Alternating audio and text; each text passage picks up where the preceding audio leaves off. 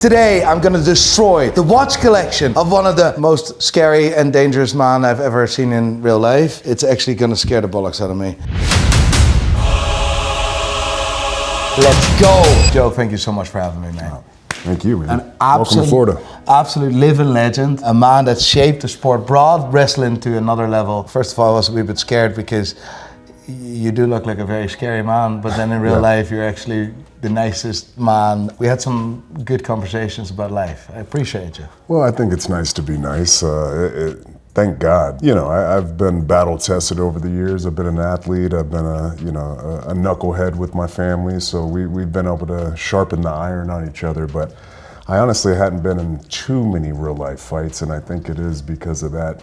I have a little bit of a menacing look, but like most people, once you start talking to me about things I like, it's all good, you know. But I would see you in a dark alley. I would not walk through the alley. That works good for me, you know what I mean? If you can, smoke and mirrors people to not mess with you, and then boom, we're winning. So. Do you remember your first watch? I don't specifically remember my first watch, but I know it was a Fossil. I know. Way back in the day when I was just a young guy. It was one of those situations, and it always happened in sport, and it was probably because they were buying 50 to 60 of these things for all the kids, but it was almost like a trophy. It was almost like a memento or like a medal that we would get as a team, or if you went to a certain championship or a bowl game in college and things like that. So they've always just been a part of my life, you know. The funny bit is in our previous chat, you always said, I always like to have something on my wrist. Yeah. What do you remember of buying a watch? Were you influenced, or you just wanted to have something on your wrist?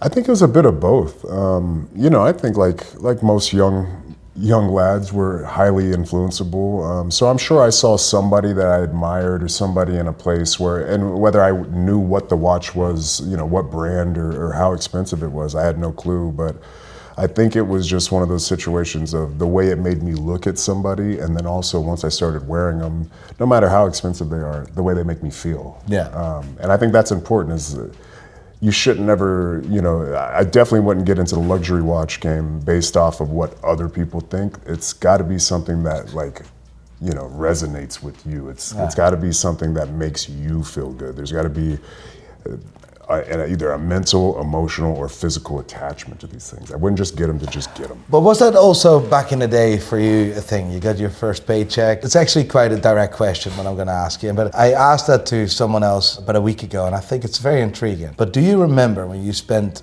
a serious amount of money on a watch, and do you remember your bank balance at that time? Because I'll tell you a story behind this, right? Why I'm asking you. I remember having £6,000 in the bank, and I bought a £4,000 watch. That was just the stupidity that I was. What was that for you? Do you remember that moment? No? Thank God. Everybody's situation is their situation. Everybody's journey works out the way it was. But honestly, and we spoke before, so I understand a little bit of your background was similar. I was so poor growing up that money's always been like this mythical unicorn, you know what I mean? And just you're trying to get to it, you're trying to finally, find it, and then you want to ride it, and then you just want to, get to a place where it's not something you worry about. I worried about money so much growing up as a child. A lot of low-income people can, especially Americans, I remember when the tax return would come back every year in the spring, and just like 3 to 4 or 5 grand that was just such a big uplift for me and my mom and my sister. And everybody looks at me and my family because we're wrestlers and we're, from the wrestling business that, these, they have money. And there's times and pockets in our life that my dad was doing okay, or like one of the top guys in our family was doing okay. But for the most part, it was humble beginnings. So I just had that poor mentality, that poor kid mentality my whole life, all the way up through my career. I mean, I main evented multiple WrestleManias and never gifted myself. And a lot of it was just based off of being in the schedule that I was. There was just, with wrestling, there's no time to even worry about that or celebrate it, because the next day is the next show. So that's the off season, that 2 to 3 hours you have after Mania. And then you're right back into the next show to start the new season of the year. So I just never had time, and it's a part of our business. If you main event WrestleMania, they'd say, go buy you a biscuit, kid. And the biscuit was a Rolex, go get you a nice gold Rolex. And make a memento out of it. For my specific story, I was building my family too. So I have 5 children. The weight of finances and the future and just thinking about saving and investing and creating a life for them that we won't ever have to worry about that. So for me, it took a while to get to a place where I felt truly comfortable to start doing little things like this for myself. And along the way, I've created different, mentalities to, this isn't my watch. This is one of my son's watches, you know what I mean? Whichever one steps up to earn this watch, he'll one day wear this watch. And I hope we can get him in a place, all of them in a place where they can all afford their own and be in a place of success. So no, I had a good bit, I was buffered very nicely. First, you were a wise man, and I was. But I jumped in deep though. Like you'll see. Like it wasn't like and a gold sub isn't just your standard like starter. So it wasn't like a steel sub that I started with. You'll see. It was a deep end jump. I mean, I cannot wait. What you're stating there, and we talked about this point just off camera just before. And as a father, I absolutely love what you said there. It will be his maybe if he steps up or if he does something that deserves that type of accolade. I have never thought about that in that perspective. Yeah. I'm like, I'm gonna keep that one in. Steal it. For me personally, if he does something incredible, I love that attitude. I love that mentality. But this is a thing as a father, before we go into the watches, and I'm curious your thoughts about that. Money was always a problem in my family. Do you not think that situation shaped who you are today? Oh, for sure, yeah. I mean, I think there's always nature and nurture, and that was the ecosystem that I grew up in, being in a small cinder block Florida home on the opposite end. This is like the nice part of Florida. I'm from the other end, Pensacola, Florida, which I love it. It's beautiful, but it's not a rich place. No. It's rich people go there to like hide and live on the water. But if you're from there, typically you're from humble beginnings. So I think that definitely shaped me, and there's nothing wrong with a little bit of friction and adversity early to learn those lessons in life. Well, my fear is that there's generations, or my kids are growing up way too easy. Sure. And that is a fear, and my kids are 2 and 3 years a wee bit older. One of your eldest is going to college now. Yeah. Already has a boyfriend. Yeah, she's a senior in high school. Unbelievable. Yeah, got a boyfriend. I never thought it would happen. I thought the way I intimidate other people, it would just work with that. But she's so beautiful that there's a crazy little guy out there that put his life on the line. Yeah. Meet the parents. And I'll give it to him. He's not a shy guy. He doesn't hide. He's not one of those kids that I've never met your boyfriend. He comes over. He's very respectful. He's a good kid. He's a good kid. You must have gigantic Just balls. stay that way. Stay that way. Yeah, you must have gigantic courage. Balls is the wrong word, to be honest. At this point, I'm a wee bit intimidated. I'm not gonna lie. Yeah, let's not just leave your balls out of it. Yeah, exactly. That's how you can stay around. Is just all that down there. Just check that at the door. That doesn't come in the house. You know what I mean? Because we will, Yeah, exactly. Well, not that I'm any form of intimidation, but it's his daughter, mate. You don't want that. You don't want that heat. Watches. What does it mean to you? What is a watch for you anyway? It's hard to just put my finger on this is the one reason. You know what I mean? I think that's what's so intriguing about watches for me. You can capture a moment. You can create an accolade of success. You can lock in a certain time period. You can, like I said, lock in a loved one, like your story about the watch with your boy. Yeah. There's just so many things about it. But at the end of the day, it can be as complicated as you want it to be, or it can be as simple. It's on the individual. It's your money. It's your thing. It's your item. So however it makes you feel, I think it's important that it's true to you. It's authentic to what you're thinking, because we live in a world now, it's all about who's doing this, who's got this. It can be a pissing contest constantly. So I do believe that you have to be in love with it. It has to really suit you. It's got to make you happy. And that's what watches do. They make me happy. I put a watch on to make me feel better that day.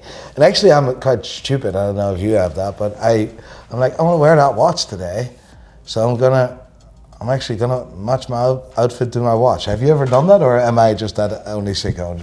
All the time, yeah. I mean, and that's the beauty of it too, is like you could have one thing in mind and then you put something else on and then there's another one that pops even better. So I love them. I love the way they make me feel. Certain ones have a different, vibe that it brings to you. But at the end of the day, there are certain things too, especially when we break into the luxury section and there is a high value attached to that item. There's a certain brain space that it can put you in when you're trying to do elite level things, when you're trying to be, of that 1%, when you're trying to put yourself in a, for me as a wrestler, in that main event mindset. That's one thing that can definitely help that. That's something that can definitely help that energy and that vibe and put you in that mentality to go out there and be the very best. And yeah, you're damn right. I'm walking in with a house on my wrist. Exactly. Yeah, and I'm here to do my job at the utmost highest level. So yeah, I mean, there's so many cool things about them, but I just love them. I really do. Do you remember the first time you bought a big boy watch? Well, how much was that and what was that? Well, I guess it just depends where we're drawing the line, and everybody's different. Well, it needs to be like a couple of thousand. Yeah. So, I mean, for me, what I would consider my first luxury watch was a Breitling. And I have actually popped the box, or Yeah. I want to see it. So I want to it's see in it. here, actually. This guy right here. The absolute scary bit is of this, and I didn't realize this. That is wild. That. I'll tell you later on. This is. Which one? No, I'll tell you in a second. Okay. So yeah, this was the first one that I purchased. One thing that I like to do as well, and I did it with this one, and this was kind of setting the tone, is I like to do like the matching set with my wife. So she has this one as well, and I want to say at the time, I don't even remember, 6 to maybe $8,000 or so, maybe a little 10-ish, yeah. Maybe hers was like 8. But that bracelet, just love it. That one is a silver dial, but typically you'll see a lot of them, we'll have black incorporated into it because that's just kind of the standard basic color that I'm always wearing. But that one means a lot to me. That's your first big boy watch. That was my first, yeah. I do some work for Breitling. I'm designing, helping with some stuff with design wise on a watch with a collaborative watch, actually really cool. And it's just a question, and there's no right and wrong because 99% of the people do not know how this works, right? Do you know what a tachometer is for, and do you know how to read it? It's for, typically speed, right? As far as racing. Go on. Yeah, this would be how to activate it and then stop it, and then the bottom would be to reset. So many people don't know that, and that's normal because people don't use that. It's almost like heart rate, where you do the 15 seconds and then you do the calculation, right? Like, so if I know how much 1/10 of a mile is, or a kilometer, it doesn't matter. It's always called units per hour, right? I start the chronograph the moment he passes position 1. He leaves the pole. At that moment in time, a few seconds later, he 1/10 of a mile, he approaches the second pole. He reaches the second pole to stop. Done. Well, it's a 250, meaning that it's 1/10 of a mile, meaning that you divide it by 10, meaning that he drove or walked walking 25 mile an hour is quite fast, but meaning that it's basically you can measure any speed. You can also reverse calculate that. How far is that from that? Well, if I know that goes a certain amount of kilometers per hour or miles per hour, I can actually calculate that using a watch. And this is how we all navigated, and this is how we used to be able to measure distance and speed. This was an actual tool to do that. And a lot of people don't know that, but I like to do that on a golf course for the crack. Slow play. Do you play golf? Not yet. We're gonna get you. Yeah, once I'm done kicking all the ass in WWE and I, have all the time on my hands, golf will be one of them. Well, because we need to sort that out. You're already taking everything to the cleaners, mate. There's still a little more juice in the. There's still a little more juice to squeeze. So yeah. Well, almost there, but not quite. Not quite. You would hit the ball like miles, mate. Look at those arms. Well, I played baseball back in the day, so I have good rotation. I'm older now, so it's not as flexible and not as clean looking, but we still have a little bit of, torso rotation power. So I used to we go to Top Golf. This was a few years ago. It's been a long time, but growing up, we would always go to the driving range. Yeah. So I can drive, but everything in between, I putt a little bit, but it's that mid-game That's the hard part, it's right? one of the most the difficult. approach, right? So Well, we can blast and we can like putt golf, but the little shots to get on the green would probably be where you're like, mate, let's go. Hurry up. Mate, this is my third beer and you're still trying to get it. But I'm willing. And well, good. Represent. There you go. The size of this bracelet is just gigantic. I mean, it will fit around my. That's always a problem. Yeah. So you have to buy extra links with Rolex for sure. Always. I mean, some of these like for this, like $4,000? Ceramic ones. That's scary. Expensive, yeah. But this is so the Breitling was your first big boy watch. Why did you choose Breitling at the time? What was the gist? What was the like? This was so we're getting back to at this point I had probably this was 2018ish. I probably bought that. At this point I had already main evented 3 WrestleManias and I still just didn't feel like I had enough money. And I was doing just fine. We were all good. Like there was no problems, but it was just in my head. Sensible man. It's just, and my wife is, we're both, college educated.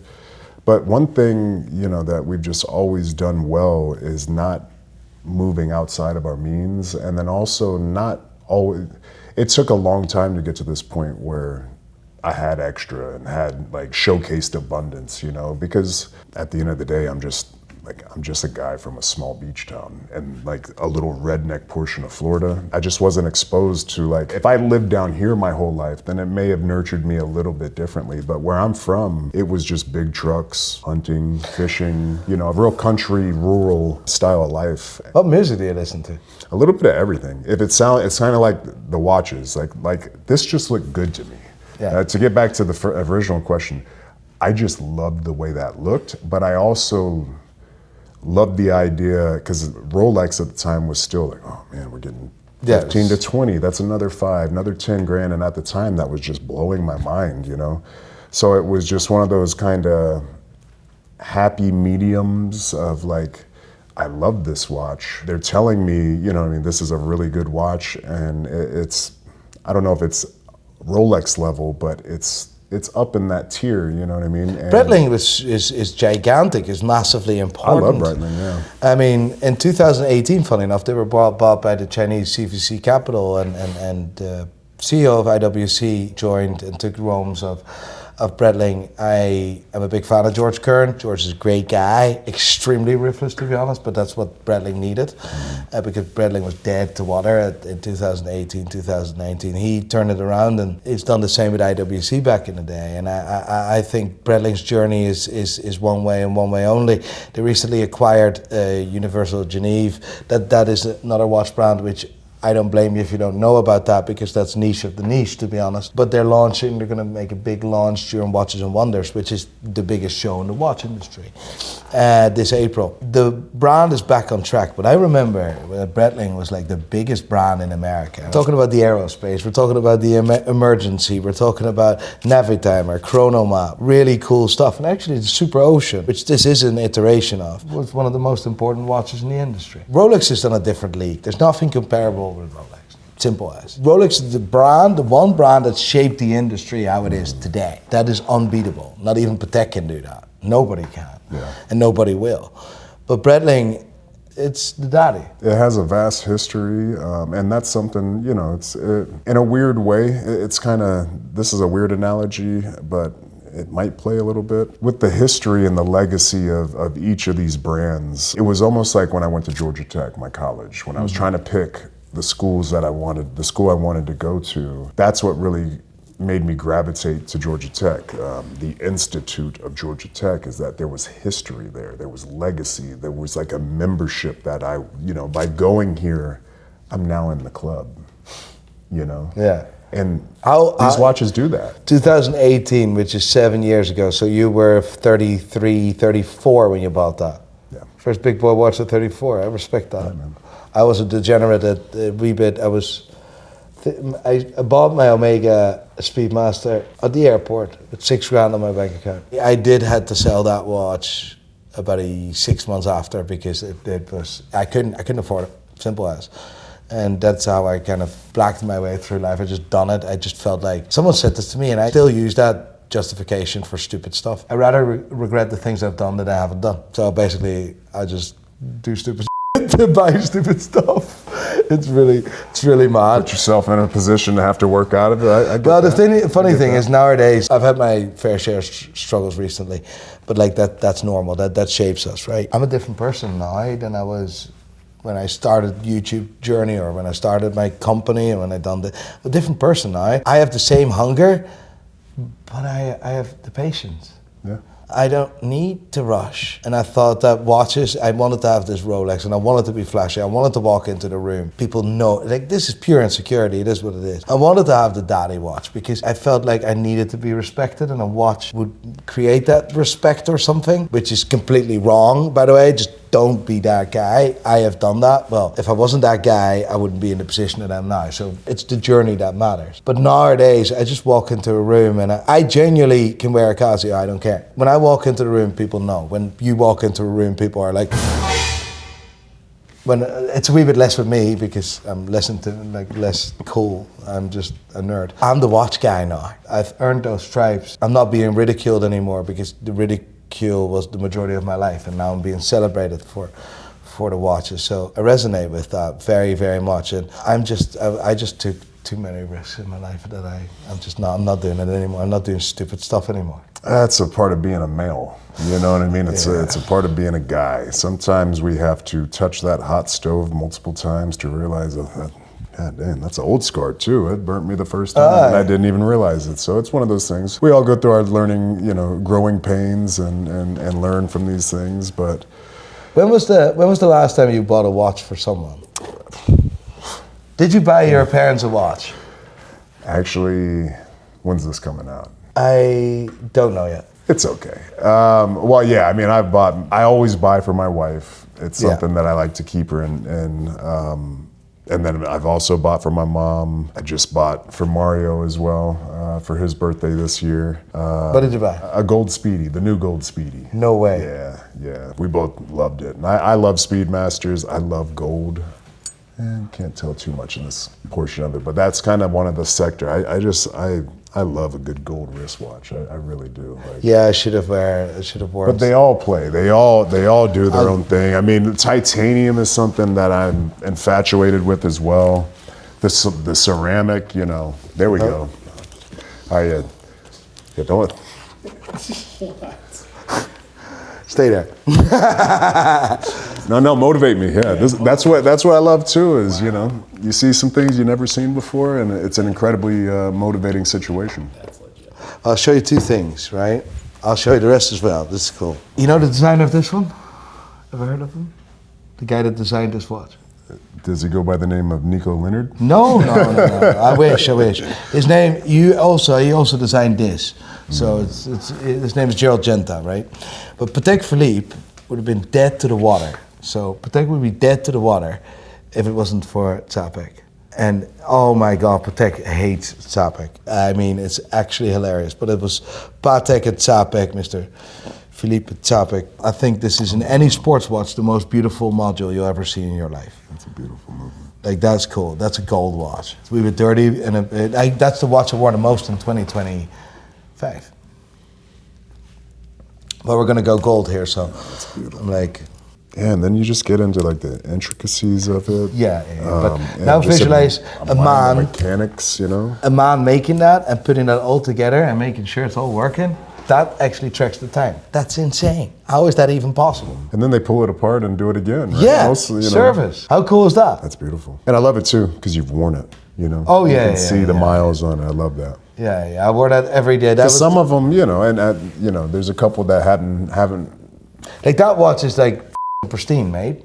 Like, is this the first time you put that on your wrist, or what's the gig here? No, I've worn it, I mean, it's still fairly new, but this one actually was, so this trip, we went to Sydney for Street Fighter, and I've been in a few films, been fortunate enough to, be in some cool projects, but this one felt like the meatiest of them all, the most, responsibility that I've had on a set. So we kind of went in on this trip. We bought a few of them, but this was actually the first one that really grabbed my eye.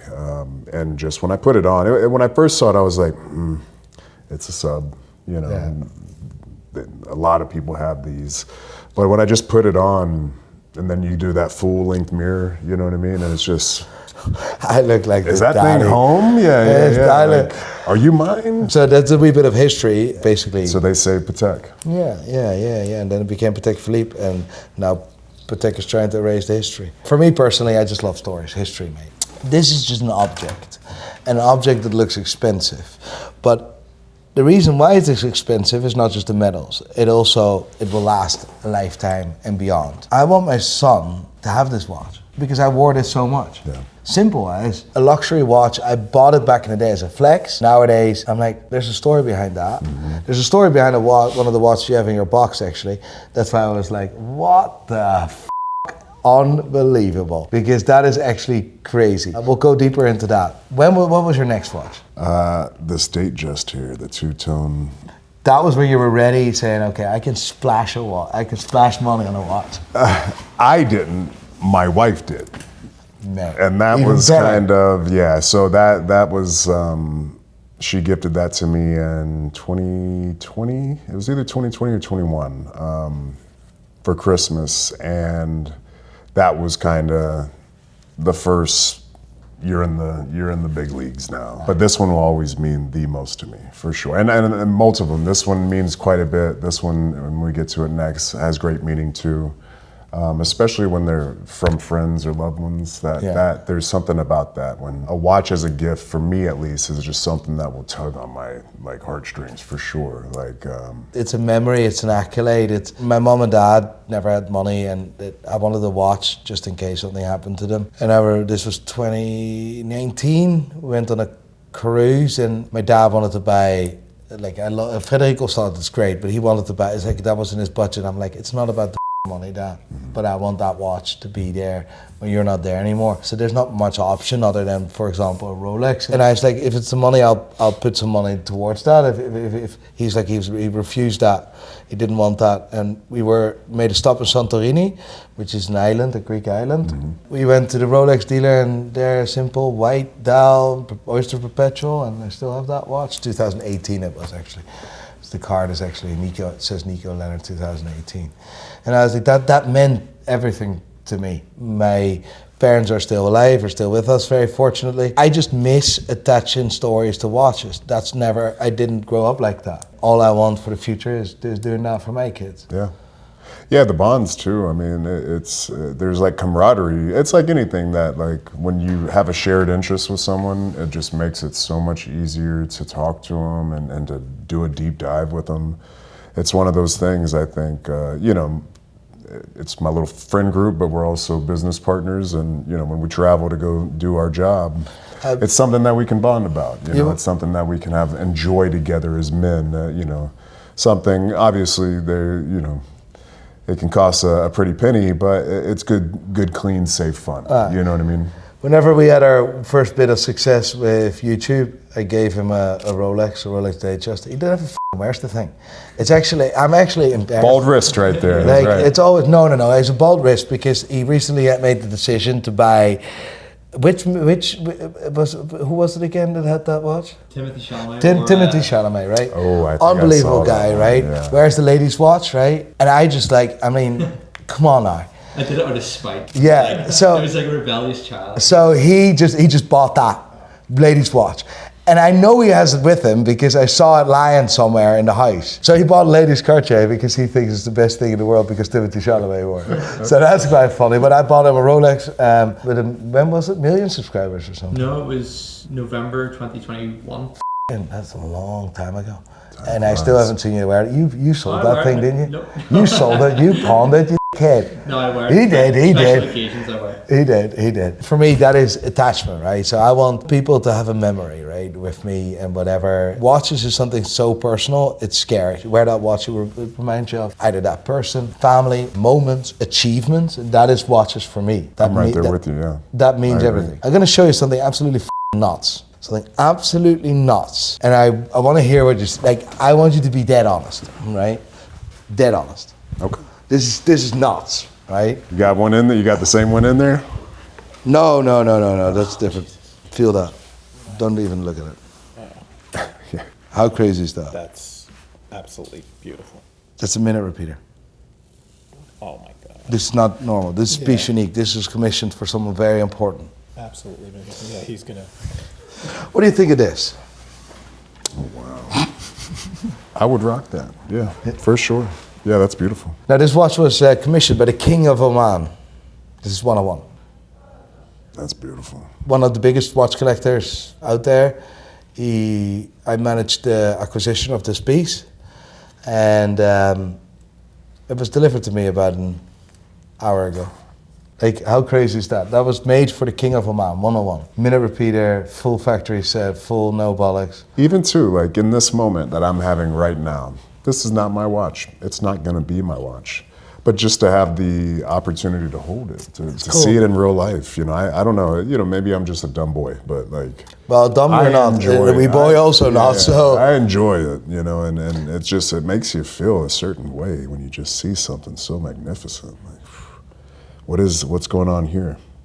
Is that for the So that's the minute repeater. You know what a minute repeater is? No, please educate me. You remember clocks on the wall, right? That change the time, the hours, right? We actually call it a repeater. And if we look back in the history, the reason why minute repeaters exist was to chime the time because light switches weren't a thing. Wealthy people had pocket watches. It was an easy way to tell the time or to learn what the time is by having a minute repeater. You have hour and then it goes into quarter. So it wasn't very accurate. You had 10-minute repeaters, which Vacheron Constantin was very, very known for. And then you had 5-minute repeaters. The evolution went from being able to chime the time every hour to 1 minute. now 1 minute. On the 1 minute accuracy. And that is, and I haven't heard this watch yet. So it chimes every minute. It chimes the time to the minute accurate. I'm now going to hear this for the first time, which is quite mad because this is holy grail stuff.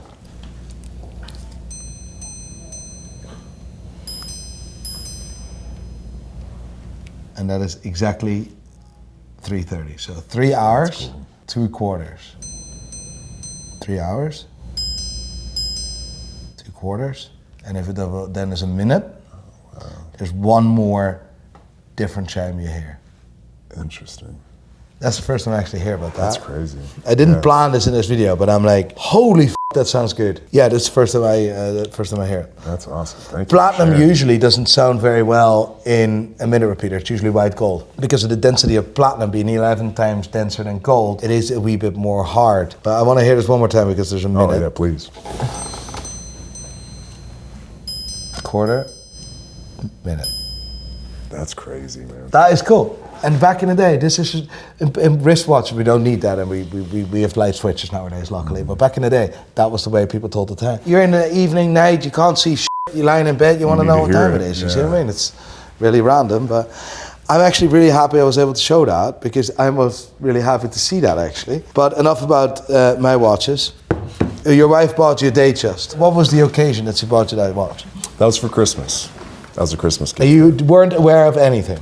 No, yeah, completely surprised. Didn't even, and this was right at the point where you just couldn't get a Rolex anymore. So it was really hard to find at that point. And being during COVID and everything, that didn't help anything. So yeah, it was such a pleasant surprise. Had no clue. You need to wear it more often though. I do, I try to, yeah. Anytime, and that's kind of like you were saying, if you're going to, like an event for your son, you throw that one on. Anytime we do a date night or anything like that, that's what I'm gonna be rocking. Tell me more about the watch on your wrist. Well, this one that was what you bought. This was from, this is the actual one that I gifted myself for Street Fighter in Sydney.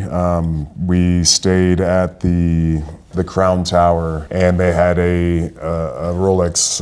Was that a Rolex or was it the Watches of Switzerland? Yeah, Watches of Switzerland, right down in the lobby. Went in there and bought a gold watch. It was a buffet, yeah. Well, I bought 2 at that point, but this was definitely my favorite. You just bought. Yeah.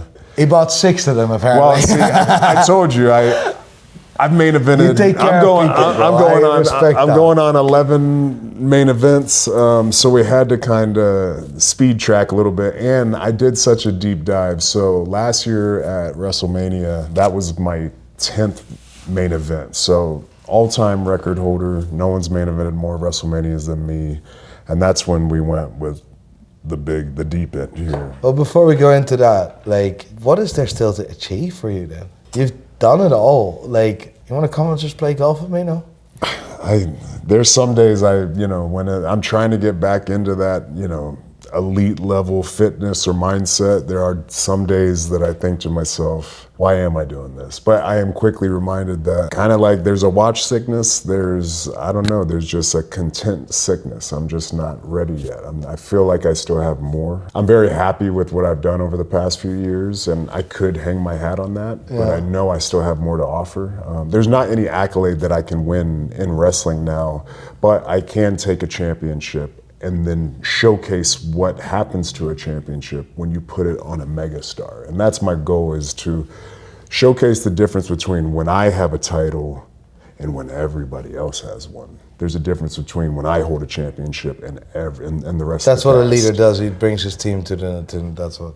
Well, we have to. There's no true competition for us. There's other promotions. There's other places to work in wrestling. But if you want to be in the top show, if you want to be considered at the very tippy top of the mountain, you have to be in WWE. And I've done everything you can do there, but you can still continue to dominate the scene. You can still be the number one guy. You can still, the moment they think you've done everything that you can do, you can still pop up and show them, oh, no, here's another layer. Here's another little sliver of entertainment you didn't think. Or we can evolve the culture a little bit in one way or the other. So I still feel like I have a lot to offer. I'm 40 years young, with everything that we have within, sports science, nutrition, all the information we have. Careers have been extended. And then we also, you get to a point where you grind it out earlier in your career.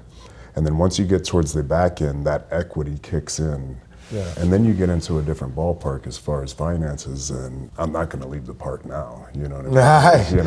You've worked too hard for that. If the ATM machine's broken, you're not going to run away from it. You're just going to keep collecting that money. So, I still feel like creatively there's so much left for me to do, and there's still a great deal of earning for me to take advantage of. Me and my cousins, the twins, we're all the same age. We grew up together. In the wrestling world, they're known as the Usos. They're the best tag team to ever. If I'm considered one of the greatest singles wrestlers, these guys are without question the greatest tag team wrestlers alive. They're twins, so it's like Smart, your entire family, your dad. I started with my dad and my uncle, and then from there, multiple generations of cousins.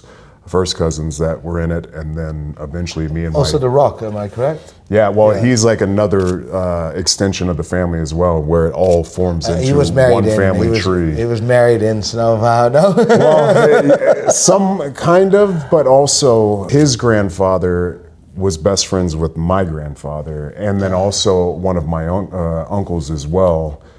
So our families just, even before the business, were very tight, very, very close. And once you break into the business together, so Dwayne's grandfather, the High Chief Peter Maivia, he's the one that mentored my father and my uncle and taught them the ropes of the business. And from there, it just completely bonded our families. And the history's there. I mean, we have the largest family tree. It's crazy when you look at it. It's Without your family, wrestling wouldn't be what it is today, simple as. Would it still exist the way it is today? No chance. I think it would still be close to where it's at, but you would have a couple missing gaps. So there would have to be, to replace my family and then also just Dwayne in general. Yeah. It would take a lot to fill those voids, for sure. Especially what he's done is unspoken. Nobody ever hit the scene like Dwayne did and then was able to just move on to the next thing. I mean, to be able to keep it there, that was perfect. 3 or 4 years of perfection, and then, to smoothly transition to the big screen. No one will ever do that. It'll never happen again, because now, you're making a similar journey.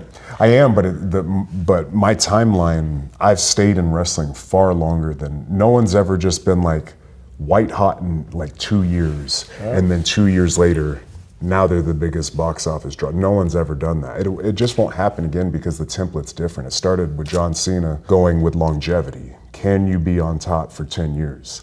All right, you did it for a decade. Can you do it for a few more? And that's what John did. He did it for 15 years.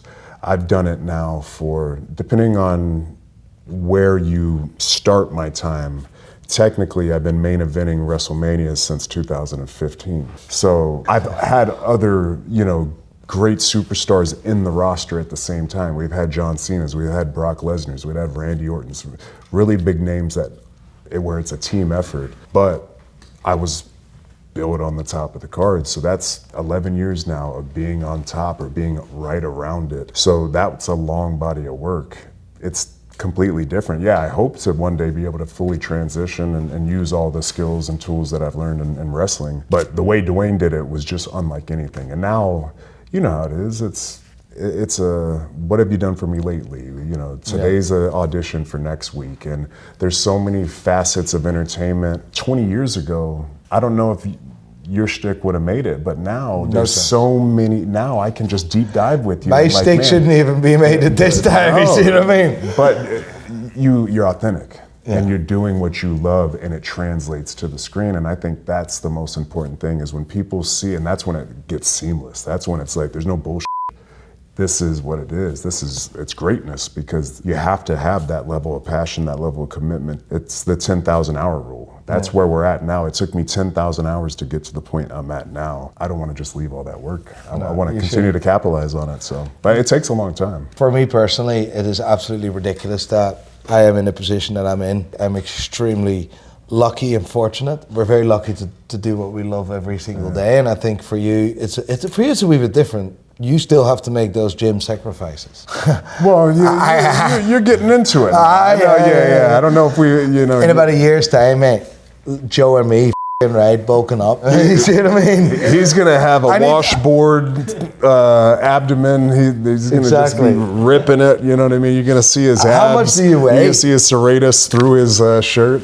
Right now, I'm 240. 240. That's 120. That's 120-ish. No, 110-ish, isn't it? In what, kilos? Yeah. Yeah. But no, I want to wrestle. Like, where does someone start with wrestling? The hardest part is the personality part. So you're there. You're like this is like the wrestler of the watch industry here. Yeah.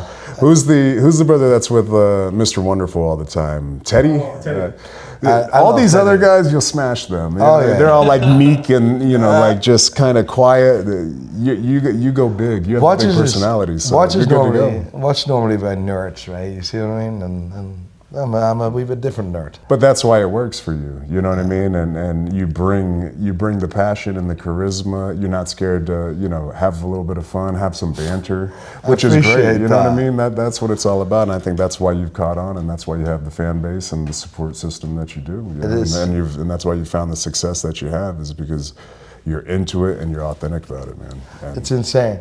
Tell me about the red seat whatever. So this one also represents Street Fighter, but this was gifted to me by two of my good friends, Mario, and then he's not here, but a good friend of mine, Scott. Turn it over, you'll be able to see the engraving. Now, like I was looking at your Rolex if it was engraved. I love engraving. And I just... Akuma. So they took it to a jeweler, and they were talking, I think, to the parents essentially who owned the shop, and they didn't really have any clue about Street Fighter. And finally, I think the son came in from the back, and he knew everything about Street Fighter. So they started to kind of give him the breakdown of what's going on here. We have a guy that's a part of the movie. Akuma is the character, and he just lost his mind. He knew what to do. The logoing that he put on there, it's so beautiful. I mean, with the symbol, how cool is that? the Japanese symboling. Like that's the story. I love that. This is what we've been talking about. The story, the sentimental value. Okay, your first watch. Everything here is a story. Tell me about the Fashion Constantine overseas, the chronograph. This was a housewarming gift that I gifted myself. I also matched this one and got the lady version for my wife for Christmas, this past Christmas. So it was a Christmas gift for her, and it was a housewarming gift. We just moved into our new home. What made you choose Fashion? Because it's completely different than what I see in the box. I love it. I love the history. I love how old they are. I love that. Obviously, they're in the Holy Trinity, so it is of that standard. He's watched a few things. Look at that, Holy Trinity. It's the longest running watch company in the world, and the bracelet is unique. I love the bracelet. Yeah, I was just about to go. I mean, between this bracelet and the 222, the 222 is probably my favorite bracelet of all of them. Yeah. And the fact that with this, you get 3 different straps. Yeah. So you get a lot of flexibility. I mean, and especially when you're a money-conscious person, that helps with buyer's remorse. You know, when it's like you can basically 3 watches. when you can constantly switch up the look. But I mean, I think this one just speaks for itself. You know, I mean, with that green dial, that like olive, whatever green you want to call that, and the way it just kind of can change on you as the light hits it a little differently. The pink gold, that's not. It's not the flashy. It's its own thing, though. Yeah. It doesn't feel too feminine to me. Like this is significantly more like flashy. But yeah, to me, it's one of those. If you know, you know. You know, some people. I remember I have a steel overseas, black dial. Some people from a distance thought it was a Daytona. You know, but I like that, like, because then come a little closer, and like, no, this is another good one. So yeah, this one for me it's another memento of a level of success that I was trying to reach, and to buy my forever home, you know, the dream for me and my wife, for our children to grow up in a beautiful place, and to create just, you know, hopefully endless memories and good times, and grow and evolve as a family. That's what that represents for me. Such a family man. I would love to properly educate you in the future about watches and history and stuff like that. You have so much depth. The way you approach family is inspiring, and I'm not gonna lie. That is like, oh, thank you. That's amazing. Yeah, I mean, I think for a lot of us, that's a big, you know, motivation for all of us. And, you know, when we're all speaking about, you know, and trying to strive for discipline, those are the anchors that allow me to do that, to allow me to go to a certain place when I don't want to do something, but I know I need to get it done. There's people counting on you. Tell me more about the white gold Submariner, because that's mad that you have that. This one right here. That is mad. Yeah, this one is, this is my newest one here. I own that exact watch. Do you? Yeah. Exact watch. So this one signifies this past Royal Rumble win in Saudi Arabia. That's where I got it. We went to the Rolex boutique the day before the Rumble, and I've just never seen such an embarrassment of riches. There were so many crazy off-catalog pieces. I mean, in the first hour, it was confusing. It was an emotionally confusing time, because there were just so many cool pieces, so many things I just never seen before, so many diamonds everywhere. And honestly, this one was one of the least blinged out ones of them all, and it's just like a cultural thing. I think the inventory is greatly stocked there because it's just not within their culture and fashion. Yeah. They don't wear crazy precious metals. I mean, white gold, I think, and steel, and maybe titanium, but yellow gold, diamonds, and all that stuff, it's just not really. In the wintertime, I live in the UAE, so I'm very much familiar with it. It's like crazy. It was such a treat when you get to see all of those, even though you're not buying them. It's cool just to see. Fun to, yeah, it's just, you know, it's like a kid in a candy shop. That's exactly what it is. Our candy. So this one represents the my latest, you know, biggest achievement in wrestling, winning the 2026 Royal Rumble from Riyadh, Saudi Arabia, which will hopefully then propel me into, you know, another, what I hope, you know, with health, a great deal of focus, be able to outdo what I've already done. So I wanted to be able to, like, really stamp that with something special. That way I knew this was the launching point of trying to outdo what trying to break my own records, essentially. Something special it is. That's incredible. One of the last watches, or the last watch you have in the box. I want to hear the story, because that's not something normal. Like, how did you even come up to go first ceramic, then second of all you wanted the tourbillon? What is the story with the ceramic AP tourbillon? Well, that one, that's what we call the deep end right there. That guy, like I said, tried to remain as frugal and, you know, money conscious as possible, you know, through the majority of my career. Went through countless main events without gifting myself. If anything, we would do like a Disney trip after Mania and, you know, have a great time, donate a good bit of money to Four Seasons, and I love every bit of that. But there was a major stacking of accomplishment that happened, and then we finally got to the place where I could just turn my brain off and not be such a, like, worrywart about it. And it was such a significant time. You know, we had gone through such a crazy journey, essentially 10 plus years of fighting for it, going through crazy adversity within the business and personally, reaching the pinnacle, you know, multiple times to continually prove that I'm not a 15-minute fame guy, you know, like this isn't just my hiccup on top, that no, you're a mainstay. Is that what motivates you, like proving other people wrong? No, I don't like to prove, like, I don't mind doubters or haters, they're great too, but I'm not trying to prove them wrong, I'm trying to prove my supporters right, is kind of the opposite. I'm a half like glass the positive. full. Yes, I'm the half full guy. I've never been a half empty. I'm always, the moment I feel out of touch with like gratitude, I go back to the basics. Did I wake up? Am I breathing on my own? Did I get up? Can I put my shoe? You know what I mean? We have to go back to the simple, basic things in life. But yeah, we hit a point where I did so well and I didn't acknowledge it for so long. A statement had to be had in this moment. A statement had to be made. And after the run though, the half decade that I just went through right before I bought this watch, we turned the business upside down. We are in the most turbulent time of all time, transitioning into being bought by TKO, by Endeavor, and forming TKO. Everything that was going on with our company in the media. But like any captain in rough seas, just steady at the wheel, doing my thing. Just, man, no matter what, all this distraction, all this noise, no matter what happens, as long as I'm locked into my character, my story, and I go out there and deliver the most compelling art form of pro wrestling and sports entertainment possible, none of this other bullshit matters. Yeah. And I was able to do that. And I just thought, but that's what a captain does. If a captain can't sail a ship out of a storm, he shouldn't be a captain. He should be a sailor. Yeah. That's the difference. Yeah. I love that. Yeah, that one's just, man, it's a little bit of everything all in. Where did you buy this? That one it's from the gray market, but yeah. A good friend, he's actually a part of this one, the friend I was speaking of, Scotty. He's from New York. There's a jeweler up there, Eric the Jeweler. I believe his company is Mavani. Very nice guy, takes care of a lot of different people, a lot of well-known, you know, public figures and stuff. And he was the one to be able to make that happen for me. What was it always going to be this one, or?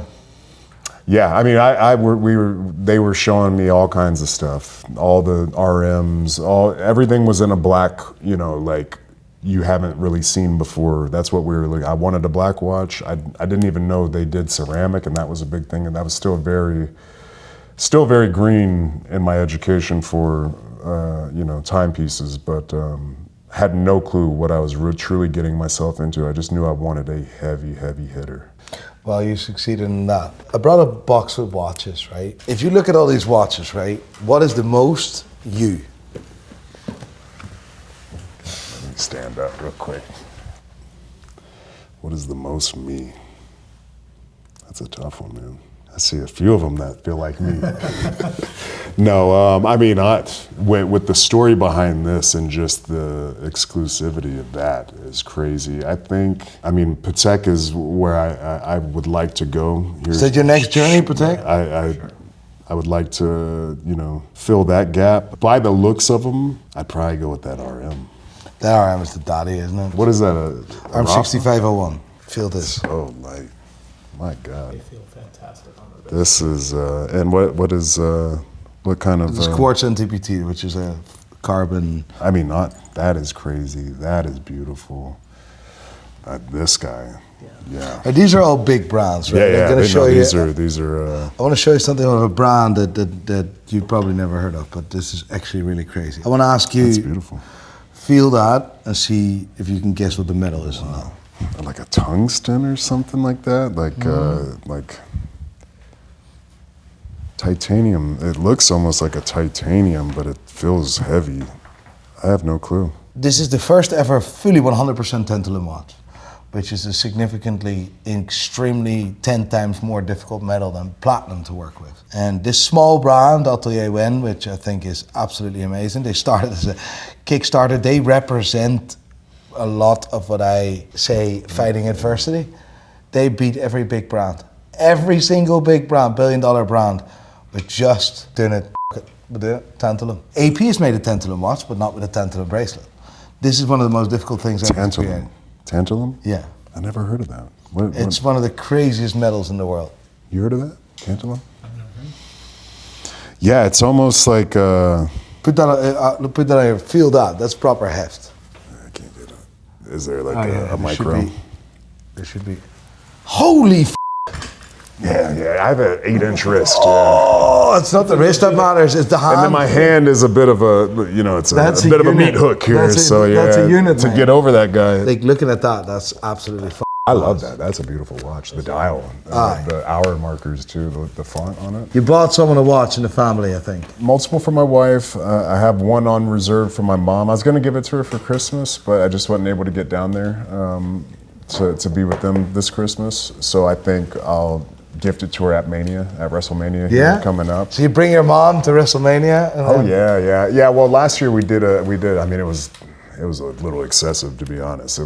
We had to do 2 suites to fit all my family in, and then I have other that's not excessive because it's just me. And then I have my twin cousins, the Usos. They also have their own. So many suites. twins in your family. Yeah, well, I have 2 sets of twins. They're twins, and then we have probably 2 or 3 other sets, separate of those guys. So yeah, and then my wife also has a few sets in her family. So it was just meant to be. We had a great turnout for WrestleMania, and it'll be another good one, but try to tighten it down a little bit. How many people did you bring out? We were 50 to 60 people last year. Yeah. Oh, I don't know if I even have 50 or 60 people. It was a lot, yeah, and that was very close family too. It wasn't just people out of the woodworks. It was. Listen, you can't leave anyone out. It's hard, yeah, because you'll hear about it. But you're the daddy. You're like what Cristiano Ronaldo is in football. Yeah, that's what it is. It is what it is. And he has a smaller family than you. You're the daddy. You're the goat. Ronaldo's doing it. Goat. Done. So Patek Philippe is the next step in the journey, you think? I think so. I was down at the VC boutique not too long ago, and they had a titanium skeleton overseas. That one was in person. With the blue ring. Yeah, that one. I like titanium too. And I see you like blue as well very much. I hope I'm giving you that energy that you want to read more about a history. Oh yeah. It's because that will define your next step. Instead of, I walk in a boutique and that's there, and I like that. Well, that's what I love too about it, and that's why I jumped at this opportunity. Is it's an education. Whether I learn more or not, there's no turning back at this point. I'm in fairly deep, so I'm just going to keep riding it out. And if God keeps blessing me and putting me in opportunities and continues to provide abundance, why not enjoy some of it, You deserve it, mate. Hard work pays off. Hard work beats talent. That's what we say. Mate, I really appreciate your time. I really appreciate this. I absolutely love the stories. I must say you're some inspiration. It's the humble, it's the stories behind the watches. It's not the flashiness. Thank you for the teaching of a few things I'm going to apply in my life. Likewise, I appreciate it. There's definitely a few pages I'm still from your playbook and being able to talk to you, man. I appreciate that, mate. Thank you so much for watching. Subscribe now. Let her have it. I love this watch. What do you think? It's beautiful. It's nice and gold.